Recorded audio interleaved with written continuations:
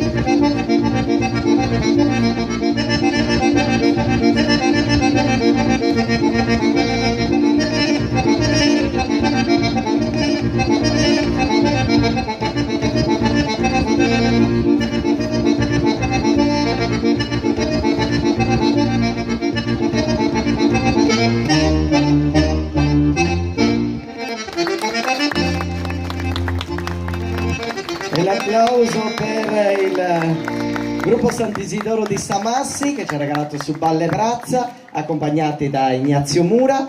Siccome